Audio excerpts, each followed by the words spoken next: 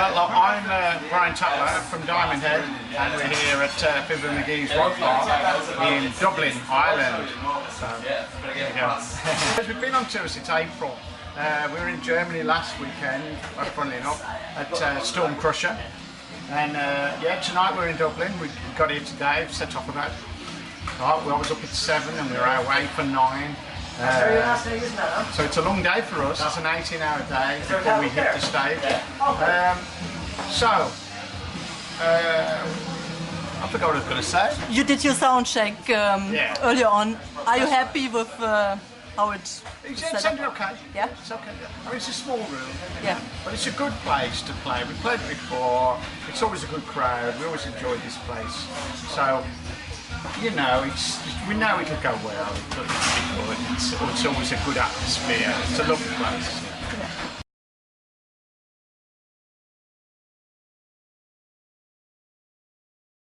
I started when I was about 15 playing the guitar, and then I formed Diamond Head while I was still at school at the age of 16 with some school friends, really. Myself and Duncan Scott, the drummer, formed it. So yeah, I've been doing it, this is 40 years really, because we started in 76. So Diamond Head has been going 40 years on and off. And yeah, I still like playing, I still enjoy it. I always think it's what I do best. And I know you have influenced a lot of famous bands, but when you started your band back then, what band influenced you? Or? Yeah, we were influenced by the classic 70s bands like Led Zeppelin, Black Sabbath, Deep Purple, all those kinds of bands, and a lot of other bands came into the melting pot. I've got an older brother who's 6 years older than me, David, and he had an influence on me because he played guitar and got me interested in guitar. But also we would buy lots of records by all kinds of bands, even, you know, kraut rock bands like Can and that, like Siamon Doll and Little Gentle Giant and all kinds of bands. And I think it all rubbed off on me, this massive, you know, different input of music from our family and household. So it all helped inspire what Diamond Head became, and probably helped Diamond Head become original. And is there anything that you liked more in the 70s in music business than nowadays? Well, I'm still a fan of the music of the 70s, really. I always say I'm a 70s guy, and most of my favourite bands come from that period. And I do listen to more, you know, I've listened to stuff throughout, you know, the other decades, of course. But I think when you're a teenager, when you're 14, 15, 16, you get into music and it does stay with you, whatever, you know, it becomes your life, you become so passionate about these bands that I'm still, you know, a huge fan of those kinds of bands. And, you know, I do take on some modern influences here and there, but I would say most of my favourite bands are from the 70s. And what band would you say at the moment is a very interesting band? I've been a big fan of Muse. Muse? I've got all their albums and I've seen Muse a couple of times. But there's some good new other bands. Biffy Clyro I like Rival Sons. There's a few modern bands that, you know, I can listen to. I've heard, you know, I've been to see Slipknot and Avenged Sevenfold and Mastodon, and I saw Cradle of Filth recently and Children of Bodom. They were good. So I do check out when I can, you know, some of the modern stuff. Some of the metal's too much for me, you know. As you get older, you need to relax a little. It's not aimed at my generation. Talking about relaxing, you have a pretty busy tour schedule. What do you do to recharge your batteries on tour? Well, sleep and eat. That's all you can do, isn't it? We try and sleep, we try and eat. I can't, you know, you don't get drunk like you maybe did as a youngster. You do feel your age, you know, obviously as you get tired. So I try to keep fit, I try to eat well. I've got one of them Nutribullet things, you know, we put all the fruit in. I think that's fantastic, and that gives me an energy boost. So, and try and, that's it really. It's all pretty much common sense, you just have to take care. Okay, so you have released a new album recently, and it's the first album with your new singer as well. There he is. Hi! Hi! How's it going? What did he bring to the band? Well, I think Raz came along with a fresh pair of ears and some new ideas. And when we talked about writing the new album, Raz said it'd be good to do it in the room rather than, I mean, they've done a couple of albums over the net where you send files and you try and do it that way, but you can't beat being in a room.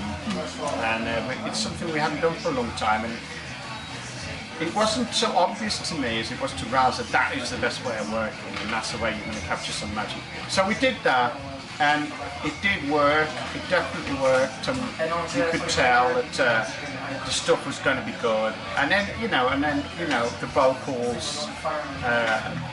He's a powerful singer. He's got a good range, and it just really suited Diamond Head. I feel Raz's voice does. So it's definitely given us a lift, and it feels like the band's playing well and moving forward. It's a good time for Diamond Head at the moment. This year's gone really, really well, and the album has had some incredible press. I'm blown away by the press. And actually, you didn't really want to produce a new album, No, wasn't it? Wasn't that bothered? No. I just presumed we'd do some live work with Raz, that was my main concern, to find a good singer, and then we discussed writing, and we thought we should try.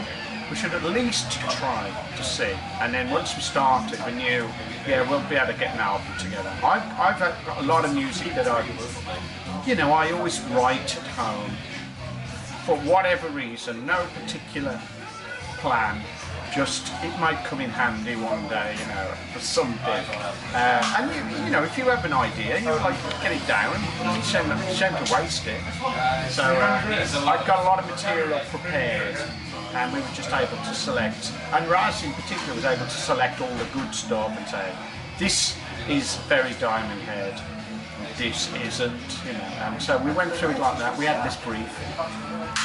And you said you actually like him because he's not trying to be somebody else. No. I don't think he sounds like anybody in particular. It's a couple of things you could say. He sounds a tiny bit, It's got to come from somewhere. We've all got a style, but I think if you take on different influences, you end up with your own. You kind of blend it all together, and hopefully you arrive at your own style. You see, and I just think Raz's voice, tone, I think I know a good singer when I hear one, and I thought Raz is going to be perfect for at least for the old material. It fitted in beautifully. And how did the fans react? I mean, Sorry? it's not. How did the fans react? It's not always easy when band lineup changes. Yeah, very good. Yeah? We were slightly concerned. Yeah. I mean, we've got some fans who've been to see Diamond Head literally 200 times, things like that. And so that they are quite an acid test. If they like it, we must be doing something right. And everybody liked Raz, so we all thought, it sounds great. There's a freshness there. It's got a, don't sound, like we've been going forever. It sounds fairly modern. I don't know. It's got a life to it. It's got some energy in there. And you recently also released a video, for a song from your new album. Yeah. And it's your favorite song from the album? I like Bones, and I like All the Reasons You Live. Yeah. So we'd already done a little video for that, thanks to Raz, and so we thought we should do another song. So my second choice. And between us, we picked All the Reasons You Live. I think Raz's vocals are fantastic on that, and I just think it's got a certain epic quality. It's quite a long song, so that's what we went with. And it sounds great.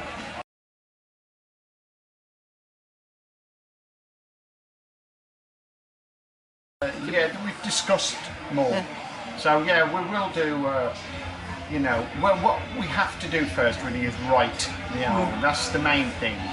So we've got some more ideas, and this year's way too busy touring wise. We don't finish till mid-December, so come the new year, 2017, we should start on the writing process and see how it goes. And for you personally, what do you like more, producing stuff or going out on tour and play? It depends. When you're out on tour, if you're doing a great gig, I enjoy that because it's instant, isn't it? It's very in the now. Whereas if you're writing, you can be in a rehearsal room, and it can be hard work. But then again, the reward of when it does come together is quite exciting, and I quite like that spark where you've hit on something really good, and almost like the magic, does happen occasionally. We call it lightning in a bottle sometimes. And from all the years you as musician, what is your favorite moment? Do you have one? Wow. You have many, maybe. That's difficult. For 40 years. I always say I enjoyed the Reading Festival in '82. That was a peak. I can't remember. It's been so much fun. You do have a lot of fun with the band. I'm not sure. And you must have met a lot of people during your career. Is there anybody left you would like to meet? Yeah. You never had a chance to meet? never met Richie Blackmore, and I'm a big Richie Blackmore fan. I've met Jimmy Page, Eddie Van Halen and Michael Schenker, three of my other all-time heroes, but I've not met Richie Blackmore, so that'd be nice. What would be the first question you would ask him? I don't know, I'd probably be a bit starstruck. You want a cup of tea? Yeah, I really don't know. And I got to write a song with Tony Iommi, which was just awesome. I never expected that to happen. I'd go and watch Black Sabbath when I was 14. You never think one of the days you'll be in the same room with this guy writing a song. So that kind of thing, you don't expect that to happen. Yeah, but yeah, Blackmore. Blackmore's one of the reasons I learned to play, or at least got serious about it. Because I'd mess around a bit, and then I listened to Highway Star off Machine Head, and something clicked, and I thought I'd like to be able to play that song. And I suppose the only way I'm going to be able to do that is to do the work, start practicing a bit harder. So Blackmore's partly responsible for me to being a player. I'd probably say thank you. Thank you for the music. How long will be your set list tonight? It's about hour 15. And you all pick the songs together, or who decides what song? I do the set, but we all agree on it. There's nothing in there that's particularly weird or we haven't done for a while. We have been doing a song called Night of the Swords that we've only done a few times. We used to do that in the 80s, but we haven't done it since then. But we're not doing that tonight. But there's a couple of songs that off Death and Progress we haven't done many times. That should be good. And after this tour run now here in Ireland and UK, you're going where? America. In November. We're off on about November 1st, and we start in LA and we finish in LA. We do a massive loop. We do Texas and Montreal, and you name it. So we're going all right. It's about nearly 30 dates. It's 5 weeks. It's the longest tour of the States that I've ever done. And at my age, that's quite a feat. We'll see. As long as we can get some sleep and some food, we should be all right. And is there a place you're particularly looking forward to? I just like San Francisco's always good. New York's always good. I enjoy playing in Canada as well.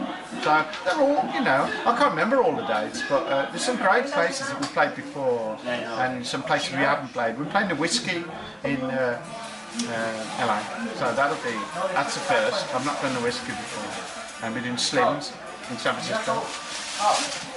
Once in my lifetime I have to take photos at the Whiskies. At least once. I think it's on my to-do list. It's like the marquee or something almost. Okay, thank you for your time. It was a pleasure to talk to you. Welcome. Do you have a message for your fans at the end? Yeah, keep the faith. Diamond Head is still out there making music. Come and see us live, you know, come and check out our new singer if you haven't already, because he's great, and the band's sounding great, so you know, hope you got the new album and hope you like it. Thank you.